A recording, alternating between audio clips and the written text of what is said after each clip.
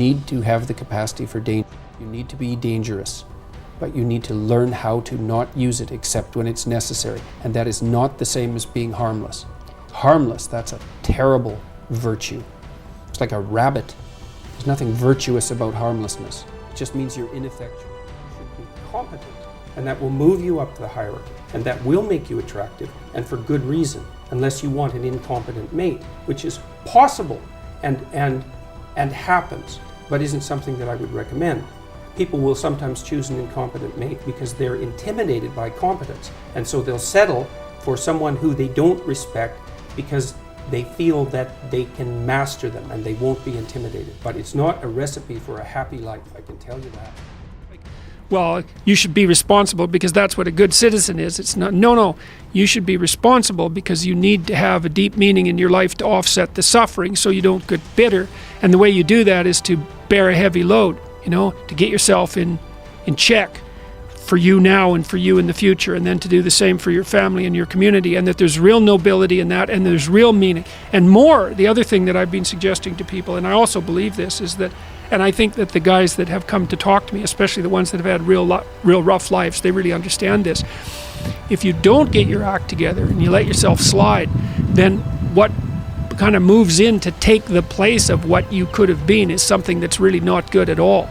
So it's not only that if you're living like a dissolute life, that you're not aiming at anything positive, and so you don't have any real meaning, and you're subsumed by anxiety and all of that, and hopelessness, but something kind of hellish moves in there too to occupy that place, and so then you end up making things worse. And when, one of the things I learned about studying totalitarian systems, whether they were on the right or the left, was that part of the reason that the totalitarian horrors of the 20th century manifested themselves was because average people didn't take on the proper responsibility. They shut their eyes when their eyes should have been open, even though they knew it. And they did and said things they knew they shouldn't have done and said. And that was what supported those horrible systems. So, if you don't get your act together, then you leave a little space for hell. How much responsibility I take. Right. Right. And I take as much responsibility as I possibly can. At the highest goal that you can manage.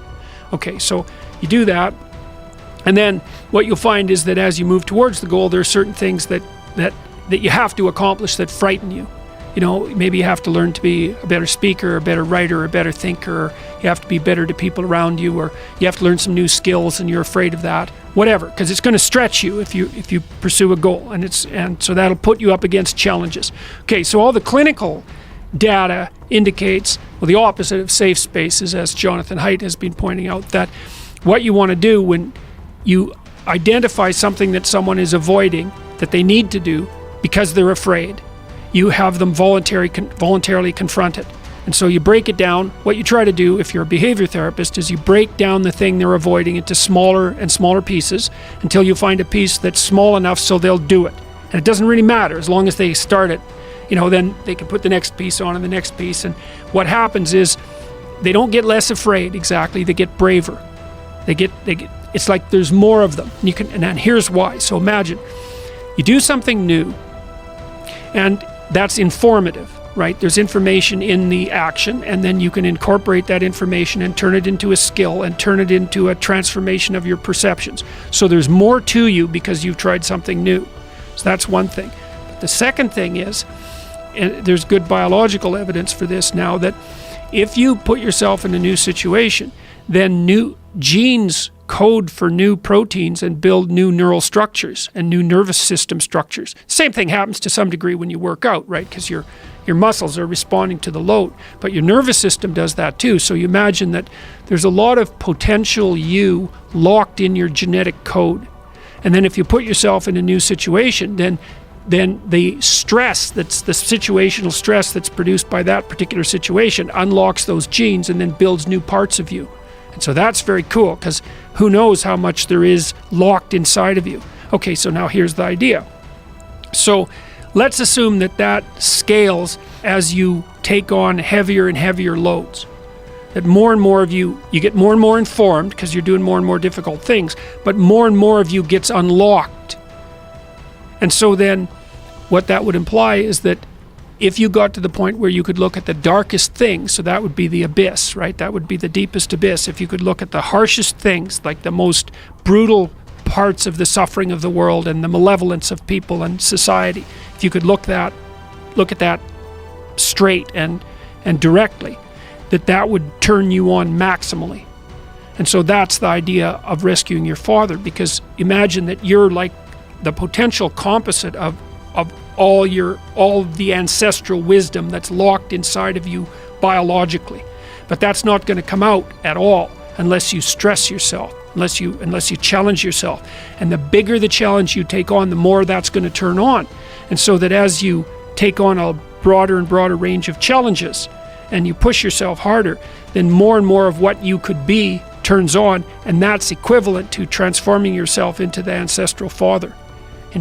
Because you're like what would you call it? You're the consequence of all these living beings that have come before you, and that's all part of your biological potentiality.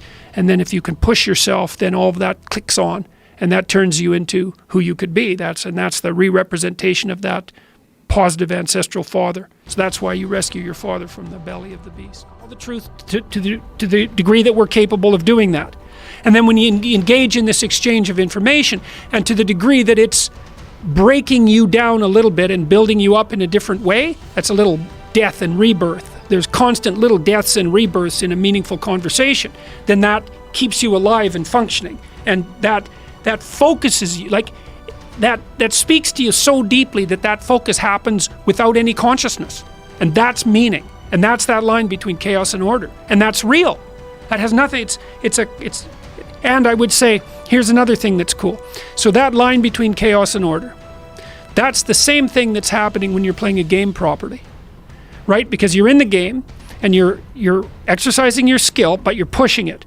But you're pushing it in a way that's also a benefit to your teammates and to the progression of the game as such, and to being a better general player. You're doing all that at the same time.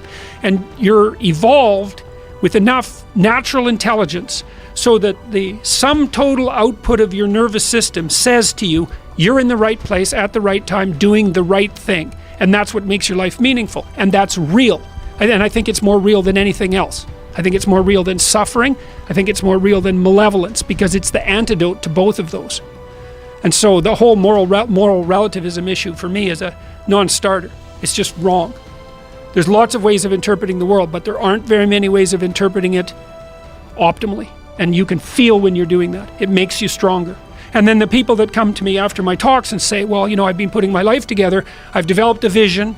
I've been trying to be more responsible. I've been trying to be more honest and put my relationships together. They're all sparkly-eyed because of this, or crying sometimes, because it's really had an impact on them at a deep level. They think, oh, wow, this actually works. It's like, yeah, it actually works. It's real. It's real.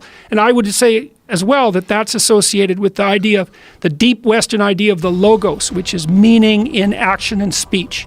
So, if we have a conversation that's meaningful, then that's a manifestation of the spirit of the logos. And that's the thing that destroys and recreates at the same time. Because you learn something, it destroys a little presupposition that you had that was erroneous and replaces it with something that's healthier.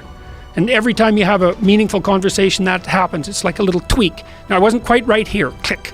That moves, and something new takes its place. And that's a little death and rebirth instead of the catastrophic death and rebirth that you might have to have if you weren't paying attention.